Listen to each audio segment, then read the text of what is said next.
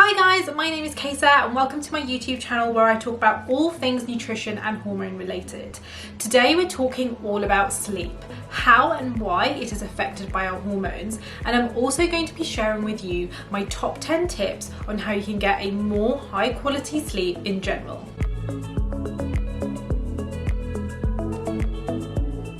If this is your first time on my channel, hello and welcome. Make sure you subscribe and introduce yourself in the comments box below. So I'm going to start off with a fun little fact, which is, it is a scientifically proven fact that women require more sleep than men.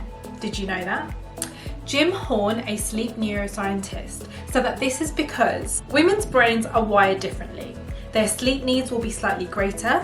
Women tend to multitask, they do lots at once and are flexible, and so they use more of their actual brain than men do. And the amount of extra sleep he says that women need amounts to approximately 20 minutes. But getting this amount of extra sleep can be somewhat tricky at times because women can and do experience extra obstacles when it comes to getting a good night's sleep. One of those extra obstacles is PMS-related insomnia.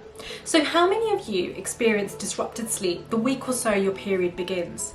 You spend a few restless nights tossing and turning in bed, and then as soon as your period starts, your sleep returns to normal. I'm betting quite a few of you, right? Because not only do we feel bloated, tired, cranky, moody the week or so before our period begins, it's also actually very common to experience heavily disrupted sleep. But why? Why on earth do we find sleep so difficult the week before our periods? One major reason is because of the fluctuations in our sex hormones that are taking place at this time. So the week or so before your period, when PMS strikes, this is called the luteal phase. And during the luteal phase, there is a big surge in the sex hormones estrogen and progesterone, followed by a rapid decline. And how does this affect our sleep, I hear you ask? Well, firstly, after ovulation and during the luteal phase, your body temperature rises by 0.2 degrees due to the heating effects of progesterone. This is totally normal, but what this can result in is you waking up in the middle of the night feeling a lot warmer than usual, which can lead to disrupted sleep. Secondly, as estrogen declines in this phase, so does the brain neurotransmitter serotonin. And this decline in serotonin plays a massive part in causing an increase in appetite, with food cravings mostly for refined carbohydrates and processed sugars. Coupled with the fact that progesterone makes you more susceptible to blood sugar and insulin imbalances at this time, it's no surprise then that some women are kept awake during the night due to unbalanced sugar levels. Also,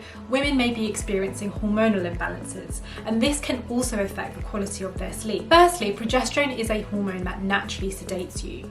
This is why after ovulation and during the luteal phase, so the week or so before your period, we feel like we have lower energy levels. And it's also the reason why it should feel easier to fall and stay asleep. Now, if this rise in progesterone isn't high enough for some women, then it can affect both their energy levels and the quality of their sleep. Furthermore, if some women have lower progesterone levels than normal, then this can also impact the production of melatonin. And melatonin is the hormone that prepares the body for sleep. The other imbalance to consider is estrogen dominance. So this is when we have too much estrogen in relation to progesterone. And not only can this imbalance worsen PMS symptoms more generally, it can also result in insomnia. So taking all of this into consideration, I've pulled together my top 10 sleep tips, which I want to share with you, which will support you both as you move through the luteal phase, but also more generally to support high quality sleep. So my first little tip is for those of you who experience estrogen dominance, because we need to be thinking about how we can metabolize all of that extra estrogen more efficiently. So one really easy thing that you can start doing right now is to add more cruciferous vegetables into your diet during the luteal phase, as these are especially important for estrogen detox. So think things like broccoli, Brussels sprouts, cauliflower and bok choy. The more effectively your body handles estrogen during the second half of your cycle, the less likely it is that you will experience disrupted sleep. Tip number 2. If it has been determined by a doctor that you do have low progesterone levels, then working in conjunction with your doctor, of course, you might want to think about taking a high quality B6 supplement or using herbs such as chasteberry or vitex. Tip number 3. As I mentioned earlier, your body temperature rises ever so slightly just before your period. So make sure your room is cool and well ventilated. And also, not really related to the point I've just made about body temperature, but just as important, embrace the dark. Blackout blinds can really help to improve the quality of sleep, especially if you live on a road with very bright streetlights. Tip 4. In terms of when and how you are eating, the first thing that you want to do is to avoid eating 3 hours before bedtime. If you wake up feeling super groggy, then this may be a sign of low blood sugar levels. So, and I believe that we should be doing this all the time, but particularly during the luteal phase, you want to work to balance blood sugar levels by making sure you eat enough fat and protein during the day and avoiding things like refined carbohydrates and processed sugars. Tip 5. Try to avoid caffeine and alcohol as much as you can in your luteal phase. If you're struggling to get good quality sleep, stimulants such as caffeine will only make it harder to fall asleep in the evening, especially as the effects of caffeine can take up to 8 hours to wear off fully. If you do want to drink caffeine and decide you can't live without it, then just don't have a cup after 2 p.m. so that the effects can wear off fully. The effects of drinking alcohol on sleep are vast. So for example, it robs you of that key REM sleep, and it also keeps your liver super busy during the night as it's working hard to remove all of the alcohol from your bloodstream. So if you are having trouble sleeping, just avoid the alcohol. My next 5 tips are things that everybody can be doing to get a better night's sleep, and things that we should be practicing every day. Okay, so tip 6. Make sure you have the right sunlight exposure. You have to make it a daily objective to go outside and to get at least 30 minutes of natural sunlight, as this is key to regulating our sleep patterns. The best time to do this is in the morning, especially if you are waking up feeling groggy and super tired. Tip 7. Exercise is great, and we should be doing at least 30 minutes of it every day. But doing stimulating workouts in the evening can really prevent you from winding down. So try to avoid doing high intensity exercises within 3 hours of going to bed, and instead stick to more restorative exercise like yoga, for example. Tip 8. If you do want to take some supplements to help you sleep, there are a couple that you can take. First and foremost, magnesium is your friend.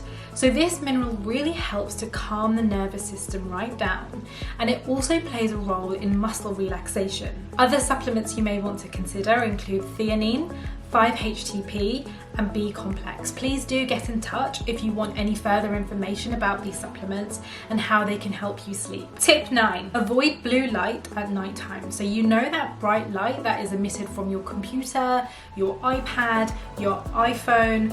Well, that bright light seriously interferes with your sleep. It increases your alertness, it delays and it lowers the production of melatonin, so that hormone that is essential for sleep, and it disrupts your REM sleep. So either buy yourself a pair of blue light blocking glasses, as these can really help, or better yet, just skip the screens altogether for at least 1 hour before bedtime. Tip 10. My last tip is to adopt a nighttime routine. To adopt a feeling of comfort and calm before we go to bed can really do wonders for our sleep. Carve out at least 20 to 30 minutes a day to transition to bedtime. And during this time you can do things like a guided meditation, you can have a hot bath, or you can drink a cup of chamomile tea whilst reading a book. All things that will really help with the mental and physical preparation for going to sleep. And that's it. So hopefully now you know exactly why your sleep can be disrupted the week or so before your period, and know exactly what you can do to put PMS-related insomnia to bed for good, excuse the pun, and to get more high quality sleep in general. If you have any questions or comments about anything that I've discussed today, then please let me know in the comments box below. In the meantime, I really hope you've enjoyed this video. Please give it a thumbs up if you've enjoyed it. And if you want to continue to learn more about your body and your hormones, then subscribe to my channel right now and you'll be the first to know when my next video has been uploaded. I'll see you next time.